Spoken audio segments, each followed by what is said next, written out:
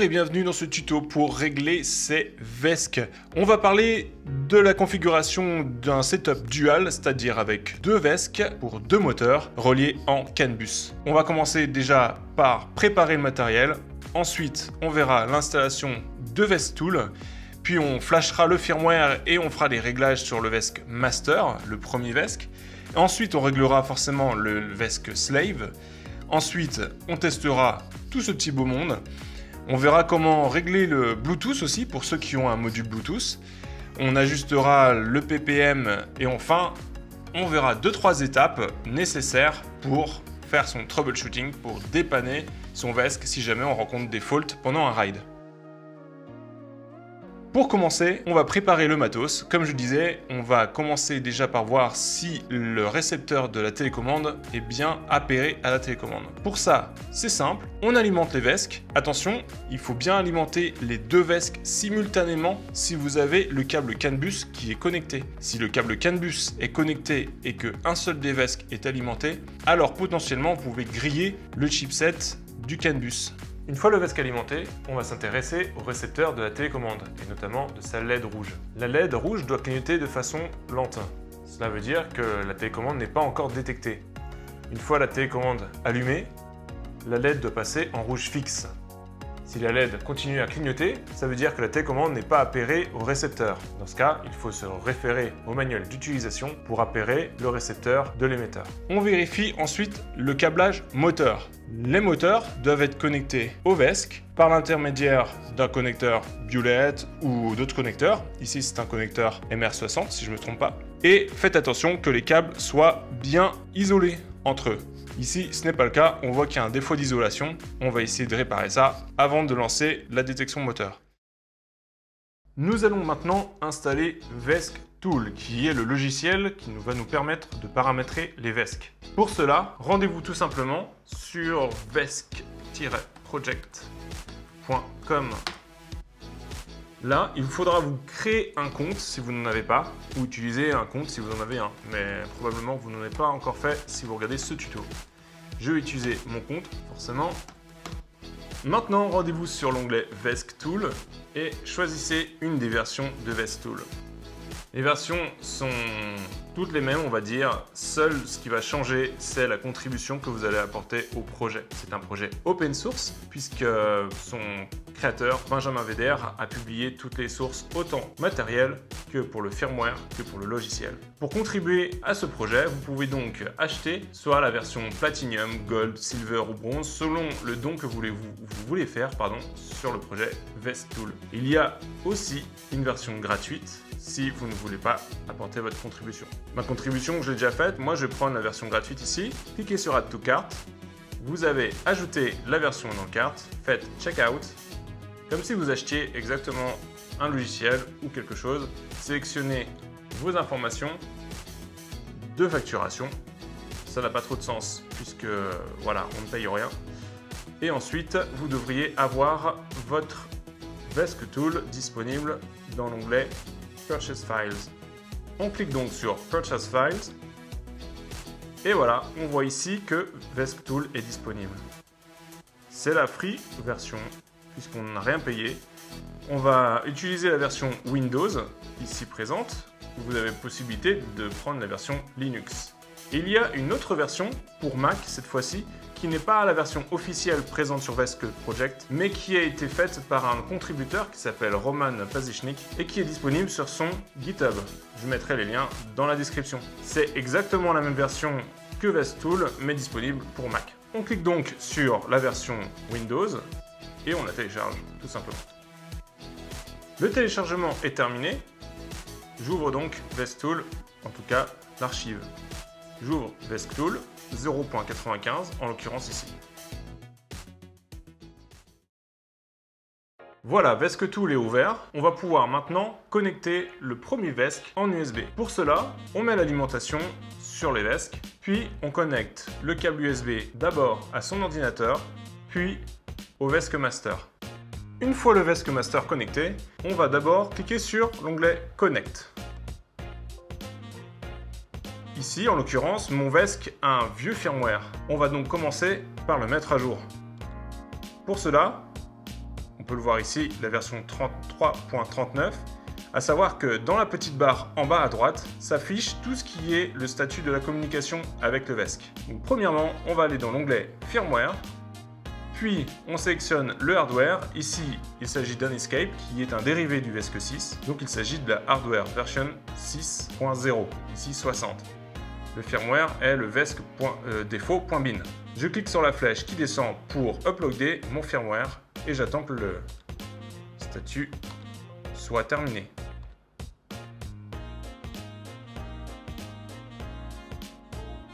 On perd la connexion puisque le VESC va redémarrer. Attention, il faut bien attendre au moins une dizaine de secondes avant de débrancher l'alimentation du VESC une fois que le firmware a été mis à jour. Mon firmware est uploadé, il suffit de me reconnecter sur le VESC. Et voilà, j'ai la version 3.40 alors que j'avais la version 3.39 précédemment. Mon VESC a été mis à jour, je peux maintenant commencer la programmation. Premièrement, nous allons nous attacher à la partie moteur. Ensuite, nous verrons la partie app. Il faut bien dissocier ces deux catégories. On peut voir sur le côté gauche de VESC Tool deux onglets Motor Settings et App Settings. Pour le moment, on va se concentrer sur la partie moteur. Pour commencer, grâce à VESC Tool, aujourd'hui, on peut utiliser ce qu'on appelle des wizards. Ce sont des assistants qui vont nous prendre par la main pour programmer le VESC sans oublier certains paramètres et sans commettre d'erreurs. Commençons en cliquant sur le Wizard Motor. Suivant. On nous demande si on veut commencer en chargeant les paramètres par défaut. Je conseille de cliquer sur oui. Il s'agit du Escape qui gère très bien le FOC même en 12S. Alors je vais choisir le FOC. C'est l'étape, je dirais presque la plus importante dans la programmation du VESC. Il s'agit des paramètres de courant. On va paramétrer ici le courant moteur, max et min, et on va paramétrer le courant batterie, max et min. Ce sont deux choses complètement indépendantes. Il faut garder à l'esprit que les paramètres moteurs sont ceux que vous allez appliquer en lisant la fiche technique. Ici, ce sont des moteurs SK3 qui peuvent monter jusqu'à 70 A. Alors je vais mettre 70 A en courant max et moins 70 A en courant de frein. Ma batterie, quant à elle, est une Graphene 12 Ah qui peut monter jusqu'à 15 C en décharge. Mais pour limiter et ne pas trop stresser mon matériel, ni mes VESC, ni mes câbles, je vais me contenter de laisser 60 A. Quant à la recharge, pareil, pour éviter de ne pas trop stresser mes batteries et parce que j'ai un setup dual, encore une fois, je vais devoir additionner les deux courants que je règle ici pour faire le courant total. À savoir que si je mets 60 A en décharge, cela équivaut à 120 A de décharge maximum cumulé sur ma batterie. Pareil, pour le courant de recharge, ici le max regen, il faut additionner les deux pour obtenir le courant de regen maximal. Ici, je vais donc limiter à 25 A pour limiter le regen sur ma batterie à 50 A. Une fois que j'ai réglé ça, je peux passer à la suite. La suite, comme on me le propose, c'est de régler les cut-off voltage. Ici, on parle de cut-off voltage, mais c'est la même philosophie pour le cut-off température moteur ou température VESC. Il s'agit d'une limite, on va dire, de sécurité pour éviter de ne pas casser le VESC, les moteurs ou la batterie. En l'occurrence, ici, c'est pour protéger la batterie d'une décharge trop profonde. Le cut-off start est la valeur à partir de laquelle le courant du moteur va réduire jusqu'au cut-off end, où là, tout est coupé complètement. Pour protéger ma batterie, je vais donc mettre une valeur pas trop haute. Il s'agit de lithium polymère, de LiPo. Je préfère donc mettre des valeurs plutôt conservatrices. J'ai fini de régler mes cut-off, je passe à la suite. Sur mes moteurs ici, je n'ai pas sensor, je choisis No Sensor. Si vos moteurs sont équipés de sensors, cliquez sur All Sensors. Ils seront réglés plus tard dans le wizard. Ici, c'est l'étape la plus importante pour le VESC. Il s'agit de la fameuse détection moteur. La détection moteur va nous permettre de calculer les paramètres du moteur pour que le VESC ajuste très précisément la quantité de courant qu'il va envoyer dans les moteurs. Avant de commencer la détection moteur, on doit déjà s'assurer que la roue est enlevée. La détection moteur est encore mieux faite s'il y a le moindre d'éléments installés sur le moteur, à savoir des transmissions, par chaîne, par gear ou par courroie. Le mieux est de tout enlever et de laisser au moins le pignon installé sur le moteur. Là en l'occurrence il s'agit d'un gear drive qui est tout fermé, je vais donc quand même garder tout ce qui est engrenage mais enlever au moins la roue. On commence maintenant avec la détection moteur avec ce processus à suivre. Le premier, qui s'appelle Show Help, va expliquer en quoi s'agit la détection moteur et va expliquer 2-3 procédures si jamais la détection moteur vient à échouer. On le trouve un peu plus bas, notamment au niveau des différents paramètres à modifier avant de faire repasser une détection moteur jusqu'à son succès, comme par exemple le courant, le duty cycle ou alors la vitesse de rotation. Avec un escape, normalement, il n'y a pas de problème. Par contre, sur des Fogbox, on peut voir des fois certains moteurs plutôt qui ne seraient pas super compatibles avec le Fogbox et qui demanderaient plusieurs itérations du processus de détection moteur jusqu'à trouver son succès. Dans ce cas-là, je vous conseille d'augmenter un peu le duty cycle jusqu'à ce que le moteur soit détecté. Ici, une fois qu'on a pris connaissance, on peut refermer et on va commencer avec le premier step. RL pour mesurer la résistance et l'inductance du moteur. On clique dessus, on a un petit avertissement qui va nous dire que le moteur va faire du bruit. Il ne faut pas s'inquiéter, c'est tout à fait normal. Allez, c'est parti.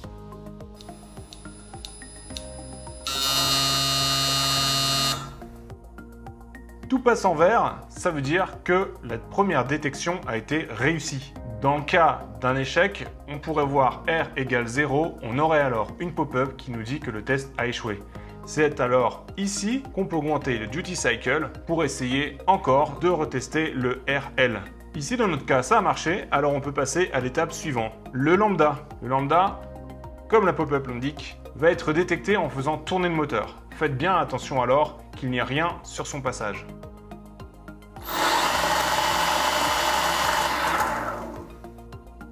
Tout a été détecté avec succès. On clique donc sur Apply pour appliquer les valeurs calculées par la détection dans les paramètres qu'on a juste au-dessus. Voilà, la détection moteur est terminée. Si vous avez des sensors, il vous sera proposé de les détecter lorsque vous cliquerez sur Next. Ici, j'ai cliqué sur Sensorless, alors j'ai terminé ma détection moteur. On va pouvoir passer au Wizard App.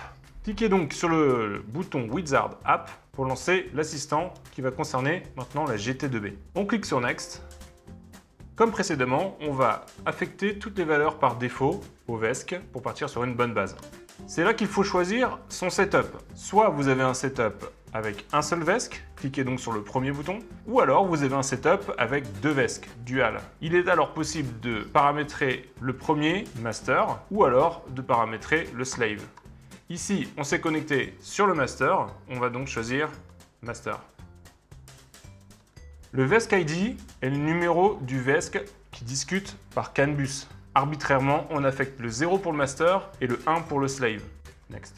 Voilà les différentes interfaces qui sont proposées pour piloter le VESC. Le PPM, ici, est celui qu'on va utiliser. Il est possible, par exemple, pour un e-bike ou les trottinettes, par exemple, d'utiliser une gâchette ou une poignée rotative.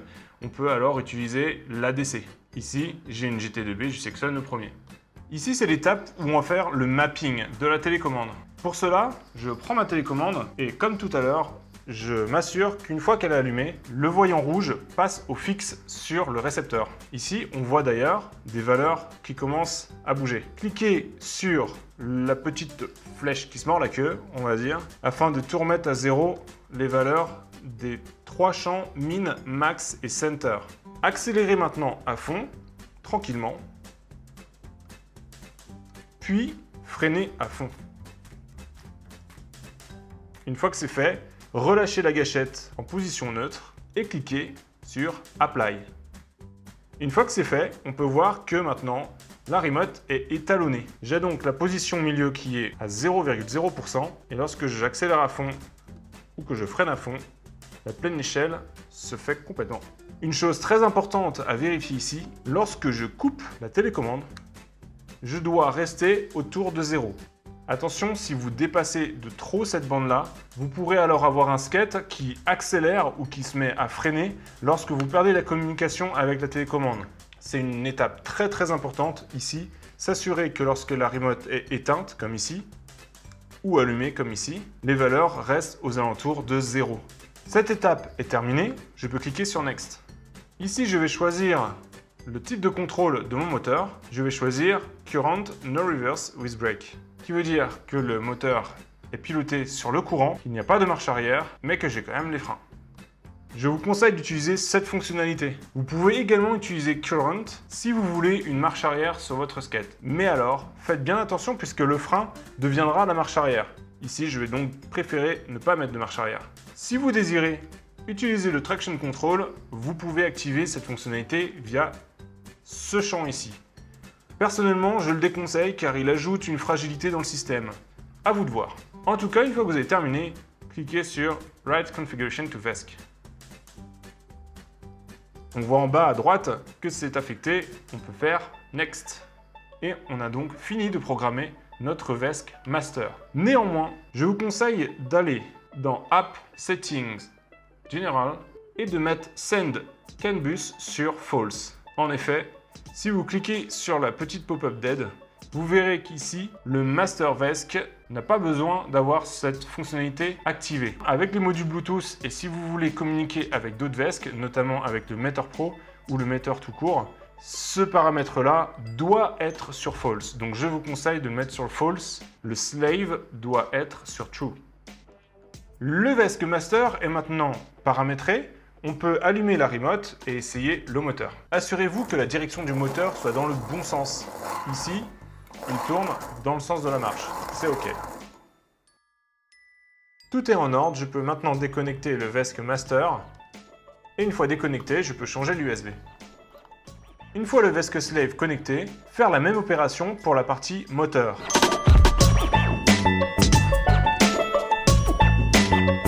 Attention à bien mettre exactement les mêmes paramètres pour moteur et batterie que pour le VESC Master.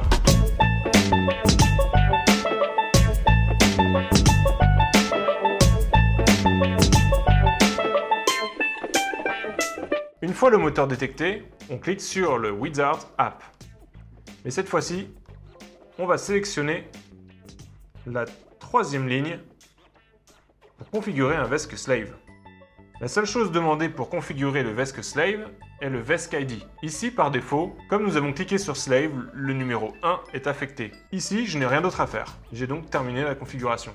Maintenant que les deux moteurs ont été paramétrés, on peut maintenant les tester.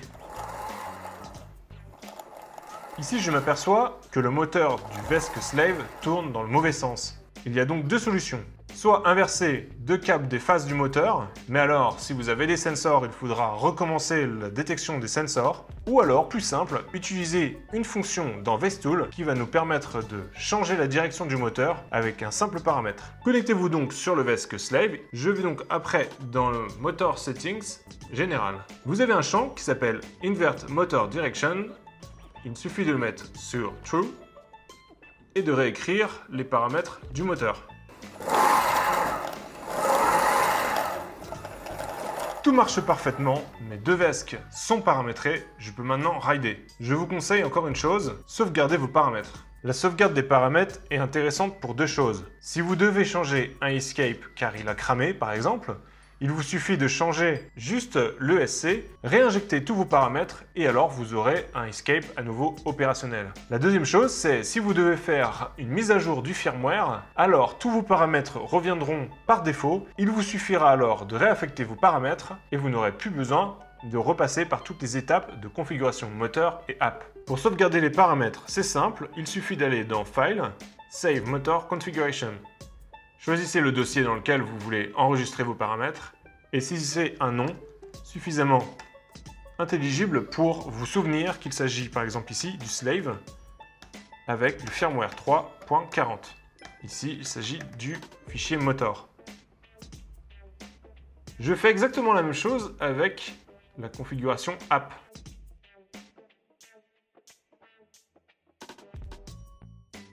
Voilà, mes paramètres sont maintenant enregistrés. Je peux donc à nouveau les rappeler en faisant File, Load Motor Configuration et Load App Configuration.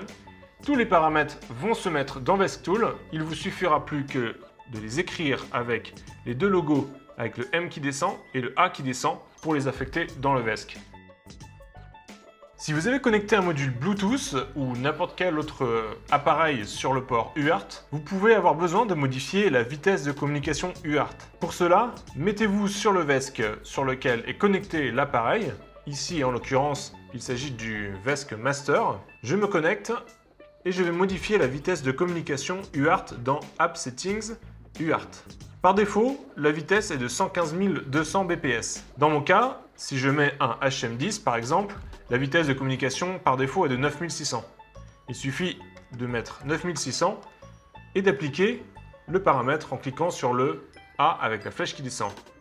Voilà, c'est maintenant appliqué. Il faut par contre rebooter le VESC pour que cela soit pris en compte. Pour cela, il est possible soit de déconnecter l'alimentation et de la remettre, ou plus simplement de cliquer sur Commands, Reboot. Attention, pour que le UART fonctionne bien, il faut que dans App Settings Général, il y ait bien la mention UART qui soit sélectionnée. Nous allons maintenant voir comment ajuster la courbe de la remote. Pour cela, connectez-vous sur le VESC Master, puis allez dans App Settings, PPM et enfin Throttle Curve. Ici, vous avez la courbe de réponse des moteurs pour la commande de la remote. En bas, sur l'axe horizontal, vous avez la valeur de la remote. Sur l'axe vertical, vous avez la valeur du moteur. 0 étant la roue libre, 100% pleine accélération, moins 1 égale moins 100% le frein complet. Ici, pareil, sur la throttle curve, vous avez la position neutre de la gâchette, la position accélération à fond et la position frein à fond. Si vous voulez par exemple avoir une réponse plus directe du moteur sur le début de course de la gâchette, vous pouvez par exemple augmenter le throttle expo. Sur le frein, on peut par exemple avoir besoin de l'inverse. Vous pouvez exactement faire la même chose avec différentes formes de courbes. À vous de trouver celle qui correspond le mieux. Dernier chapitre de cette vidéo sur VESC-Tool, comment diagnostiquer des défauts sur son VESC. Il se peut que pendant un ride, vous rencontriez des défauts. Généralement, ça se ressent puisqu'on perd la puissance sur un ou plusieurs moteurs. Première chose à faire, surtout ne pas déconnecter l'alimentation. Le VESC perdrait alors toute sa mémoire et là, plus aucun moyen de savoir ce qui s'est passé comme défaut. Gardez donc l'alimentation, rentrez chez vous et connectez-le sur VESC-Tool. Une fois connecté, cliquez sur Terminal, Print Faults. Dans cette fenêtre s'affichent tous les défauts rencontrés depuis que le VESC est alimenté. Ici, il n'y a qu'un seul défaut, il s'agit du Fault Under Voltage. La nature du défaut apparaît en premier, suivi des conditions dans lesquelles le défaut a été déclenché. S'il s'agit par exemple d'un overcurrent, vous pouvez connaître quelle valeur de current a déclenché le fault. C'est très intéressant comme outil puisqu'il nous permet d'avoir un premier diagnostic sur ce qui ne va pas sur son VESC. Voilà, c'est la fin de cette vidéo sur VESC-Tool. J'espère qu'elle aura été très utile pour vous. N'hésitez pas à mettre vos commentaires si vous avez des remarques sur la vidéo. N'hésitez pas aussi à vous connecter sur le forum eskate.fr pour retrouver d'autres tutos, d'autres informations, si vous avez d'autres questions qui pourraient déjà avoir été traitées ou que vous voudriez traiter. Merci à tous d'avoir vu cette vidéo et à bientôt.